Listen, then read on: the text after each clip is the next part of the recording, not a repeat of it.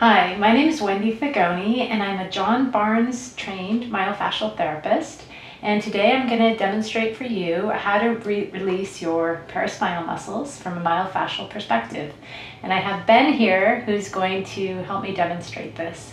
So all myofascial release is gentle sustained pressure while you're in a meditative state and relaxing over a sustained period of time. So the most important thing is we're going to do it before check-in and feel what feels normal in your body, and then we're going to perform the self-myofascial release technique, and then following that you'll do an after check-in and you'll notice a huge difference in what you feel in your body. We're going to go ahead and get started. I'm going to have Ben put a hand on the chest and a hand on the belly, and close your eyes, and he's going to check in with his breath. Pay attention to which hand is moving more with the breath. My right hand is moving more on my stomach. Okay, so the hand on the stomach is moving more. So your diaphragm is a dome-shaped muscle that drops down into your belly on the inhalation, and you increase your body's immune response. It also triggers the vagus nerve, which causes inflammation in your body to decrease. So I want your breath to be audible. So when you hear your breath and it's audible, it gives you a lot of information. It's basically biofeedback. So he's going to breathe in through his nose and out through his mouth, making the HA sound. So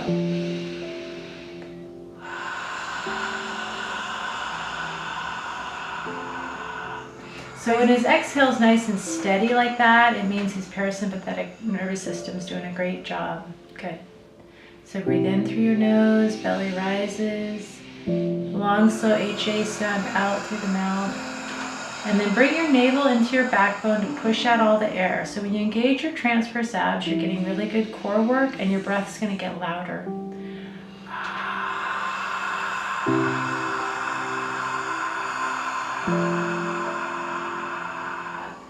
And just watch his breath and soften his body, and then notice what part of your back is touching the ground and what part isn't. My lower part of my back is not touching the ground. Okay, so the low part of the back isn't touching the ground because he's got a lot of tension in his low back. So that's the check-in. Check-in with breath and check-in with what part of your back touches the ground. And now we're going to practice the technique. So Ben, go ahead and roll to your side and sit up.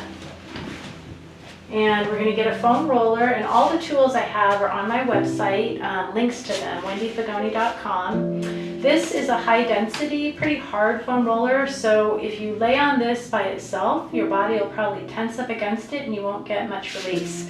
So what I'm going to do is take a yoga blanket and fold it up a couple times and put it on top of the foam roller. Now Ben's going to sit on the roller and then recline back. And then I'm going to use a yoga bolster, which there's a lot of things you can do with this. And I'm going to slide it under his knees. And then Ben, relax your legs. The more that you can surrender the weight of your body over the tools, the better results you're going to have. So Ben's going to start by just softening his body. So he's going to kind of rock around and move and just find what feels good. He's probably going to find a couple places that feel more tender than others. And you can spend a good minute or two doing this. And then see if you can just surrender to gravity and just let your body relax. And I'd like, Ben, for you to put your palms face up.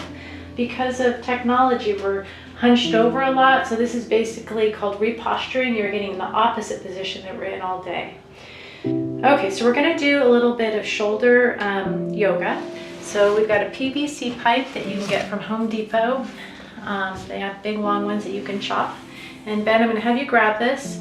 None of these release techniques should hurt. Pain is your body's natural way of saying stop. So always pain-free range of motion, stopping before anything hurts. So Ben's going to check in with his shoulder range of motion. So on the inhale, he's going to bring his arms over his head. And Ben, I want you to pay attention to which shoulder is moving with greater ease. And exhale, come all the way down. So all yoga is breath with movement, all the way down to your pelvis. Good. So if you want, you can pause overhead if it feels like a good stretch. So you can hold the stick. If you want, you can pause overhead and just breathe there. So this all should feel really good. And so if the other, which shoulder was more tight? Which shoulder is more tight? My right shoulder. His right shoulder. So I could come back in another video and show you how to release that right shoulder. Before he gets off the roller, just kind of shift to your right, shift to your left, and you can move your neck too. So never pushing into a stretch, moving slowly, really slowly, and just pausing basically where it feels good. Just learning to listen to your body and honor it. Okay, stop in the middle. So now we're gonna do the after check-in. Ben's gonna bend his knees. I'll slide the roller out. Now roll off to your side and onto your back. And we weren't there for the full 15 minutes, but do you feel your back more connected with the ground? Yeah. So what you're gonna notice is you're gonna feel a lot more flush with the ground beneath you, and your body's basically gonna feel softer. Now if you go to stand up, you're gonna be basically repostured, you're gonna be more vertical and hurt a lot less. So Ben, I want you to very slowly turn your head side to side, and I want you to notice, don't lift your shoulders up. So he's using his shoulder, chin to shoulder as a reference point. And which is your direction of ease? Which way does your neck move easier to? The left side. Okay, so it moves easier to the left. And do a couple more swipes and tell me, does it feel fluid or does it feel sort of stiff? Stiff. Okay, and then stop in the center. So we're going to use just the foam roller for Ben, but I want you to make sure you have a bathroom towel or something to put over this if you've never done this technique before, to soften the pressure. And always remember that if something hurts, that's your body's way of saying stop, and you want to stop immediately. You want to feel the pressure, but you want to be able to relax into it. So Ben, go ahead and lift your head. So I'm going to put it right under that bony ridge in the back of his head, and he's going to relax the weight of his head. And the first part of this technique is called softening. You can lay on the foam roller and be bracing against it, and you're not going to have very good results. So Ben, I'm going to go through a series of technique to soften. So I want you to swallow a couple times. We're going to start with his throat. So our throats get tight a lot of times when we're feeling one way and we're not able to express that. So I want you to actively relax your throat and let it take up more space in your neck. So when we're on the computer all day, our eyes hold a lot of tension. And so what I want you to do is just relax your eyes and literally let the pupils settle back into your skull. And that's what it feels like to let go of your eyes. Another thing that you can do that's really good for you is eye yoga to break up screen time, is just take your gaze and lift it up, hold it there, lift it down, side to side, and kind of stretch the muscles in your eye throughout the day when you're on the computer. But right now, Ben's just shutting his eyes off.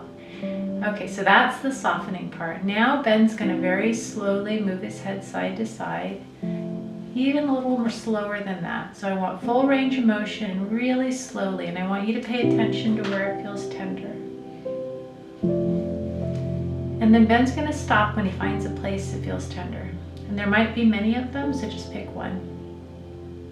Okay, now here's the part that's super important to keep focused on what you're feeling. So kind of rock your head into that area. So you're going to stay on the main area, but you can do little circles into it, you can nod into it, you can lean. So you want to stay on the main area, but then you can go to the outside of it, the inside of it, and just soften and breathe. And you don't have to be still. Sometimes your body will want to move and you want to allow it to move. So you'll find a spot, and maybe your head starts to rock, and that's okay. Or maybe it starts to nod up and down, that's okay. And as your neck releases, you might get what's called a fasciculation, which is just a fancy word for twitch. And even though we have pressure in your neck, you can get released like Ben is in his shoulder. So you might see his shoulder jump every now and then. So he's getting his connective tissue to release in his shoulder by putting pressure in his neck.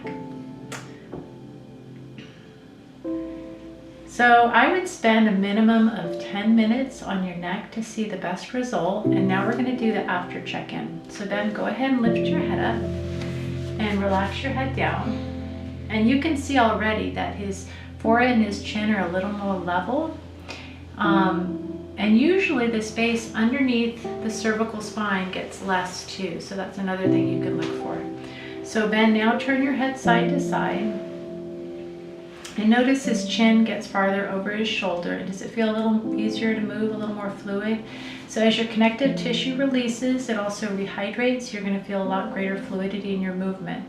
And now when he goes to stand up, he's a lot more vertically upright. So when he goes back to playing his computer games, he'll notice when he starts to cave forward because he'll remember in his body, this is what it feels like to sit up straight.